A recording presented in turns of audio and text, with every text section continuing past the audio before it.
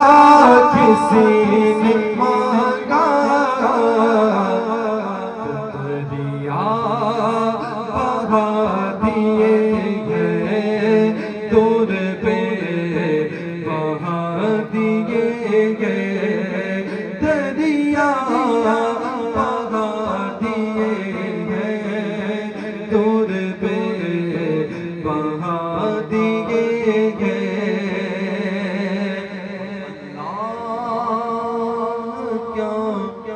جہنم ابھی نہ سرد ہوگا، اللہ کا کیا دنیا سے اپنی کئی پیڑیاں چلی گئی ہوگی، کبھی آپ نے جاگتے نہیں دیکھا ہوگا، مگر سال میں جب ان کا جو ہے، ان کی جو ہے کیا کہتے ہیں یہاں دربار سجدہ ہے تو سارے لوگ چل کر آتے، کوئی ہندوستان کے اس کونے سے آ رہا ہے، کوئی مجھ جیسا چھوٹا موٹا ان کا خادم فلودی سے چل کے آتا ہے۔ وجہ کیا ہے؟ جودھ پور تو پیسہ ہی تھا، مگر آج آنے کا راج کیا تھا؟ یہ ہماری اور تمہاری قوتیں نہیں ہے، بلکہ دنیا کے سارے کام چھوٹ کر کے ان کی چوکھڑ پہ اس لیے آتے ہیں کہ انہوں نے راتیں بتا کر کے محبوب کے عشق میں محبتوں میں راتیں گزار کر اللہ اور اس کے حبیب کو راضی کر لیا، تو ساری مخلوق خدا ان سے کل بھی پیار کرتی تھی، آج بھی کرتی ہے، اور انشاءاللہ صبح قیامت تک کرتی رہے گی۔ اس میں راز یہ ہے، اللہ کے محبوب جو قرآن کہتا ہے الا ان اولیاء اللہ لا خوف علیہم ولا هم يحزنون، اللہ کے ولیوں کو نہ کوئی خوف ہے، نہ کوئی غم ہے، نہ کوئی ڈر ہے۔ راج یہ ہے کہ وہ نڈر تب ہوتے ہیں جو وہ خدا کے ہو جاتے، خدا کی ساری رحمتیں ان بندوں کے لیے ہو جایا کرتی ہے، پھر مخلوق خدا ان کی وفادار بن جایا کرتی ہے۔ یہ رب کے محبوب ہے، یہ اپنا مقدر ہے، خاص طور سے جو ہے سرکار کے نام سے یہ قولانی بسی ہے۔ میرے آقا کے پیارے دیوانوں، جو بھی اس میں آ کر بستا ہے اس میں وہ نہیں دیکھتا کہ آنے والا گورا ہے کہ کالا ہے، امیر ہے کہ غریب ہے، ٹیکسیوں میں چڑھ کے آتا، مگر سیٹھ صاحب آج وہ سیٹھ بن کر کے اسکارپیو میں گھومتا ہے، پتا چلا خزانہ نہیں، یہ خزانہ منسی ہے۔ مگر شرط یہ ہے نوجوانوں، اگر ہم ان کے مصر پر اور طریقے پر چلیں گے تو آج اس پر قدم رکھا اس سیڑھی پر، انشاءاللہ وہ دن دور نہیں ہے کہ منزلیں آسان ہوتی جائے گی، عزت تمہیں سلام کرے گی،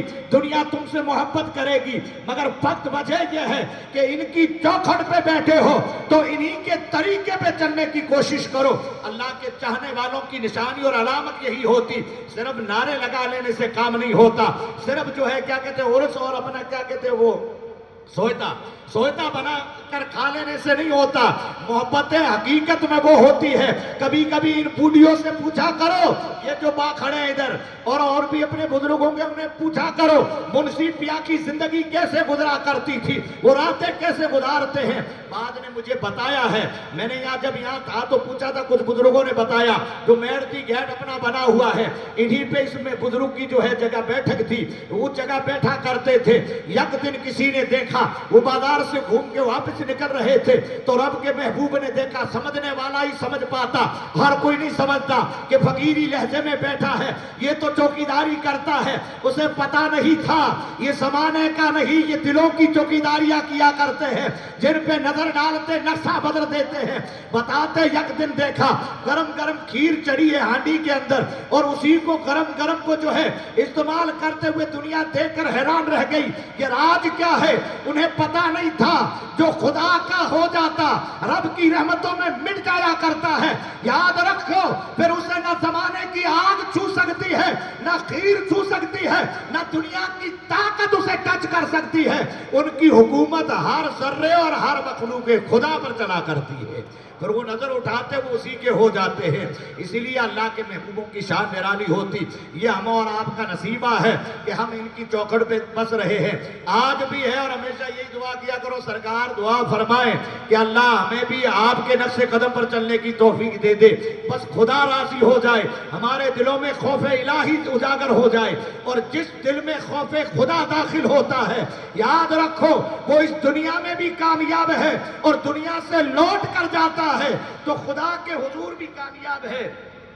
اس لیے یاد رکھو میرے آقا کے پیارے دیوانوں، ہمیشہ جو ہے ان بزرگوں کی تاریخ اور ان کے نقش قدم پر چلنے کی کوشش کرو، اللہ والوں کی شان ہے۔ ایک بات آپ سے عرض کرتا گزروں، میری ماں بہنوں آپ بھی غور سے سننا، اپنے کبھی کبھی یہ ہوتا دنیا داری کے اعتبار سے، کبھی کبھی زندگی میں طوفان آتا، آنے والی جو ہے بچی بھی گھر پہ جب نئی دلہن بن کر قدم رکھتی ہے تو اپنے شوہر سے یہ نہیں کہتی کہ تم نماز پڑھو جس سے رب راضی ہو جائے گا، مگر کہتی نہیں تو وہ کیا کہتے مجھے نام نہیں آتا با، وہ یہ کٹینے کرواؤ، ایسا بنو۔ سنو میری ماں بہنوں، تم بھی نصیحتیں کرو، جب نیک خاتون گھر میں ہوتی ہے تو اس گھر میں گنڈے جنم نہیں لیتے ہیں، اس میں ہمیشہ عاشق رسول جنم لیا کرتے ہیں، منصف پیا کے چاہنے والے جنم لیا کرتے۔ ایک رب کے محبوب کے بارے میں آتا ہے، چھوٹا سا آپ کو اشارہ کر گزروں، فرماتے ہیں جو خدا کو راضی کر لیتا، جس کے دل میں خوف خدا اجاگر ہو جاتا، پھر اس کی حکومت سب پہ چلا کرتی ہے۔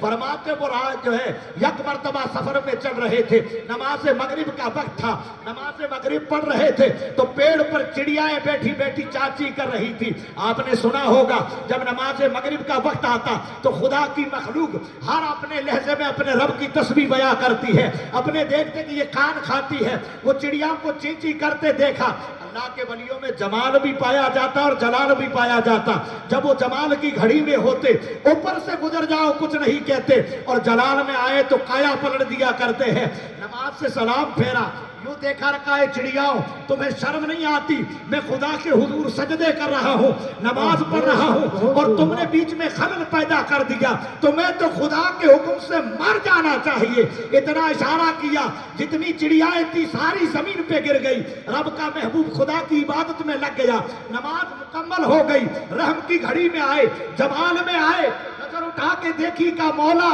جس زبان سے تو نے مارا ہے اسی کی زبان سے واپس زندہ کر دے۔ اشارہ کیا، وہ چڑیائیں اڑ کر واپس بیٹھ گئی، سفر شروع ہو گیا، یک جگہ جنگل میں پہنچا۔ مختصر حضرت آنے والا ہے اس لیے تیزی کے ساتھ بات بتاتا چلوں۔ ایک جگہ جا کر پہنچے، کنویں پہ خاتون کھڑی، میری ماں بہنوں سنو، اللہ کی ولیہ جو ہے عورتیں بھی رب کی محبوب بنی ہے۔ رابعہ بصریہ کے بارے میں سنا ہوگا، جو دن میں 1000 رکعت نفل نماز پڑھتی، فرض نہیں بلکہ نفل پڑھا کرتی۔ فرماتے رابعہ مصلی ہوا میں اڑاتی، اس پہ کھڑی رہ کر خدا کی عبادتوں میں لگ جاتی۔ اللہ حکومت دے تو ماشاءاللہ حضرت تشریف بھی آئے